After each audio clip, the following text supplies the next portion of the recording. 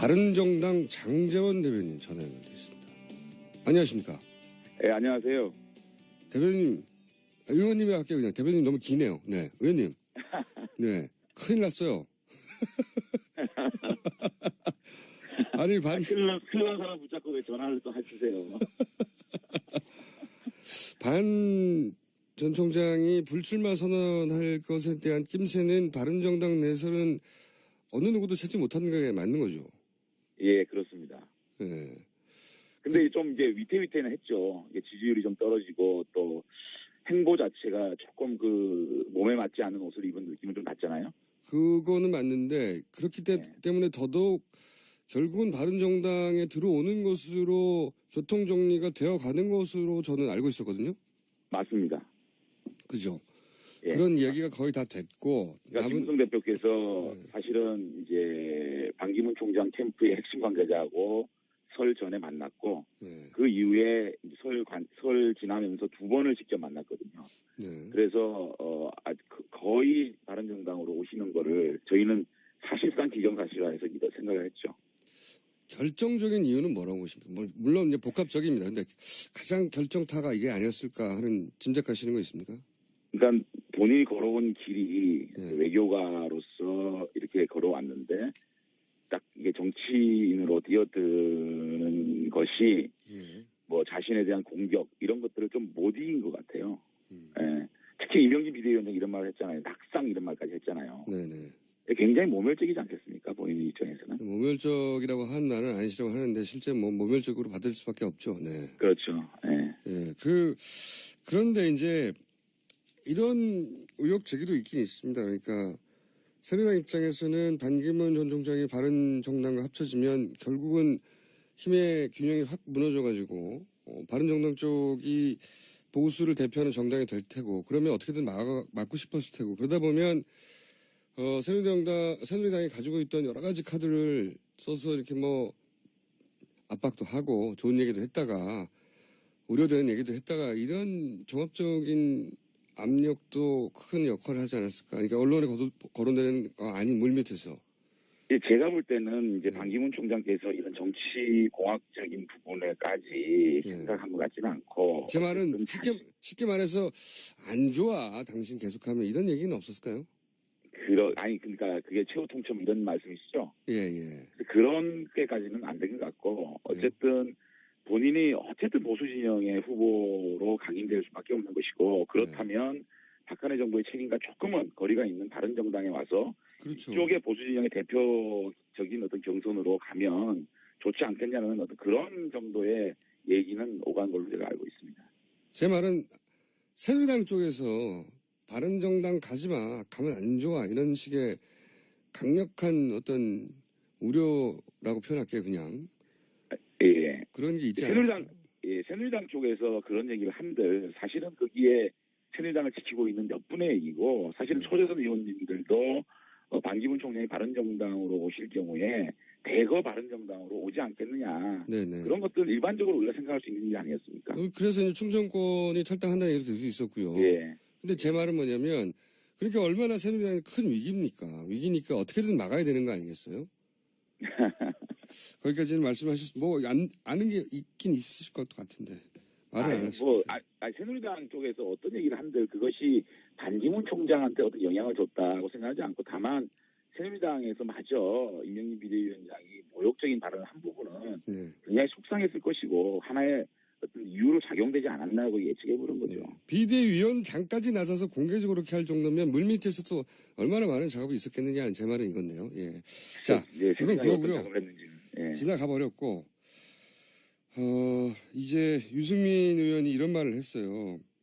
새누리당의 후보와도 이런 부사를 사용했습니다. 꺼리낌 없이 단일화 연대하는 것도 가능하다. 이게 이제 후보 입장에서는 그렇게 말할 수 있을 것 같은데 이렇게 되면은 점점 바른정당이 탈당해서 창당까지 한 취지가 무색해져가는 거 아닙니까? 결국은 단일화고.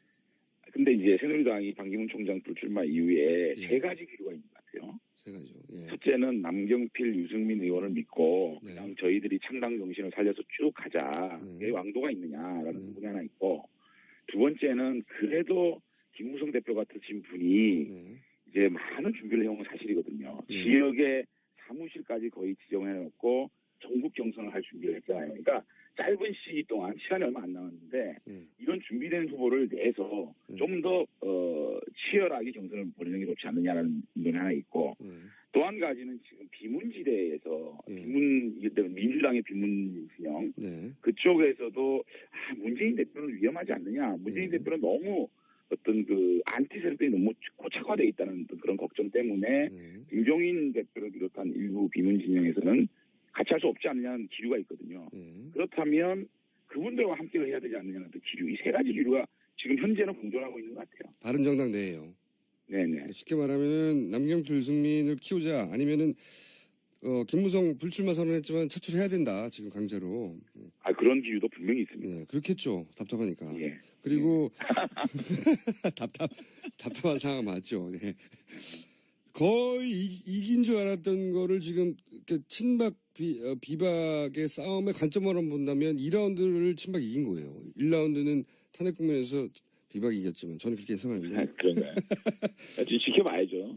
그리고 이제 바깥 세력과 연대 이런 거 말씀하시는 건데 제 말은 뭐냐면 유승민 의원이 새누리당 후보와 단일화를 할 수 있다고 말하는 순간부터는 뭐 그럼 굳이 뭐 나올 필요가 없었냐 이런 얘기를 들을 수 있다는 거죠.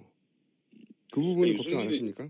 유승민 의원이 지금 새누리당과 뭐 이렇게 보수 단일 후보 말씀하시는 거는 지금 사실은 반기문 총장께서 들어오시면 유승민 남경필이 같이 붙을 경우에 유승민 남경필 같이 둥업될 수 있는 것을 생각하지 않았겠습니까? 그런데 반기문 변수가 없어지다 보니까 유승민 후보 독자 후보론에 대한 비판, 그러니까 왜 그렇게 지지율이 오르지 않느냐라는 데서 비판을 하기 때문에 그러면 경선을 통해서 보수 후보의 단일 후보를 해야 되지 않느냐라는 어떻게 보면 선수를 치는 거 아닌가 생각이 들어요. 아니 그 의도는 저는 충분히 이해가 가는데 이제 그 바깥에서 보기에 그럴 거면 뭘 탈당을 했어. 어차피 경선할 거면 안에서 경선하지. 이런 지적이 나오지 않겠냐는 거죠. 그런 비판은 나올 수가 있죠.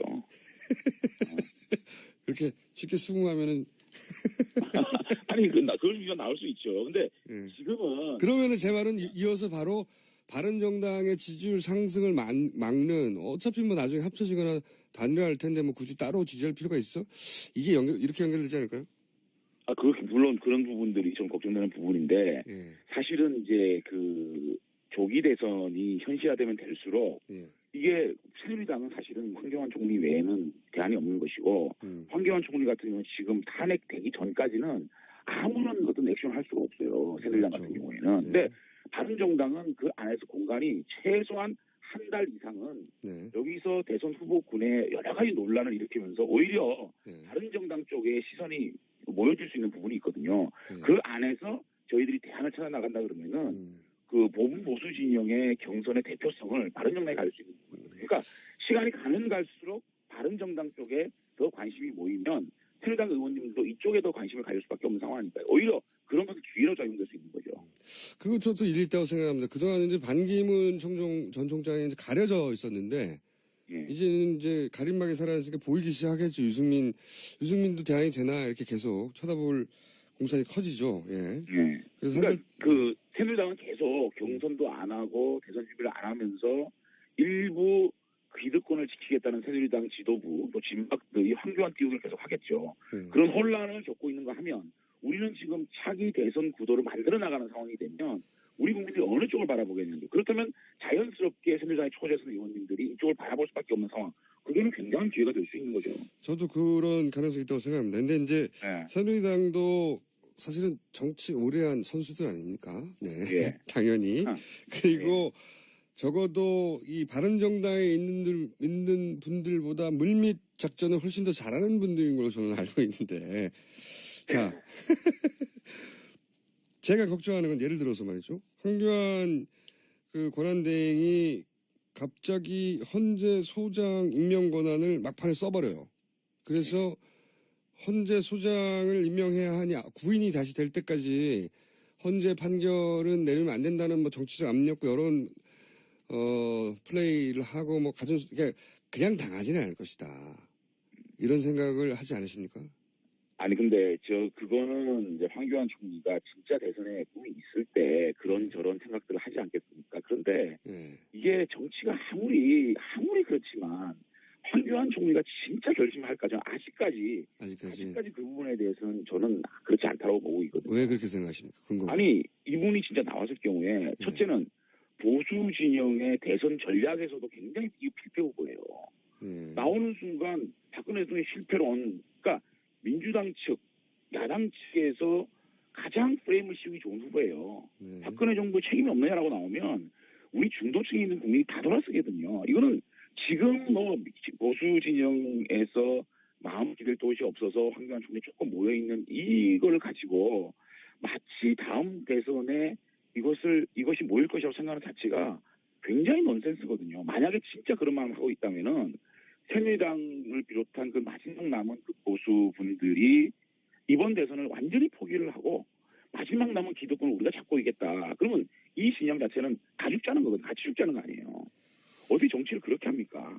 물론 뭐 다 합리적인 지적이신데 새누리당 입장에서 어차피 이번 대선 잘못되면 어차피 죽을 건데 아니 어차피 죽더라도 우리가 건전한 야당, 그러니까 힘 있는 야당은 돼야 될 거 아닙니까? 굉장히 합리적. 그것마저 붕괴하죠. 그러면 진짜 이거는 우리 국민들이 용납 안 할 거예요. 우리 국민들이 어느 정도 되는 국민들인데 그걸 용납을 하겠어요.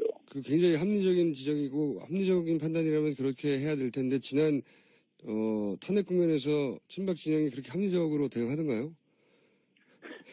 그래도 이게 점점 시간이 다가오면 다가올수록 이 보수 진영이 전략적 선택을 할 거라고 봅니다. 저는.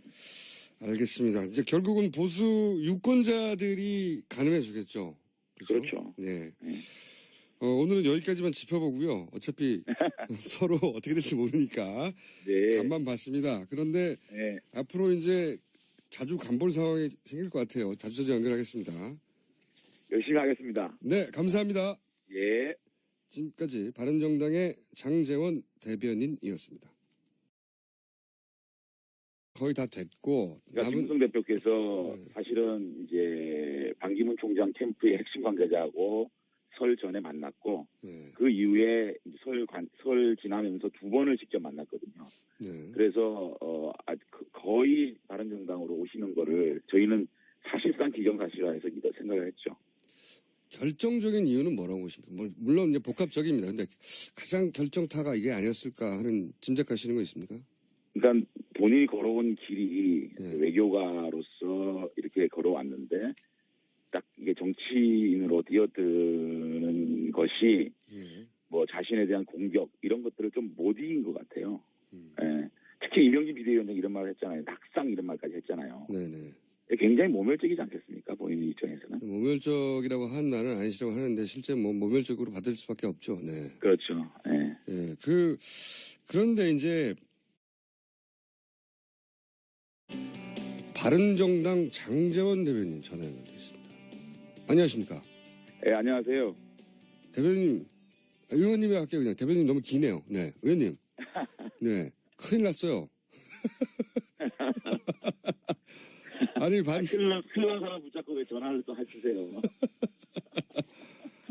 반 전 총장이 불출마 선언할 것에 대한 이런 의혹 제기도 있긴 있습니다. 그러니까 새누리당 입장에서는 반기문 전 총장이 바른정당과 합쳐지면 결국은 힘의 균형이 확 무너져가지고 바른정당 쪽이 보수를 대표하는 정당이 될 테고 그러면 어떻게든 막고 싶었을 테고 그러다 보면 새누리당이 가지고 있던 여러 가지 카드를 써서 이렇게 뭐 압박도 하고 좋은 얘기도 했다가 우려되는 얘기도 했다가 이런 종합에는 바른정당 내에서는 어느 누구도 찾지 못하는 게 맞는 거죠. 예, 그렇습니다. 근데 좀 이제 위태위태는 했죠. 지지율이 좀 떨어지고 또 행보 자체가 조금 그 몸에 맞지 않는 옷을 입은 느낌은 좀 났잖아요. 그거는 맞는데 그렇기 때문에 더더욱 결국은 바른정당에 들어오는 것으로 교통정리가 되어가는 것으로 저는 알고 있었거든요. 맞습니다. 그죠? 그런 이야기가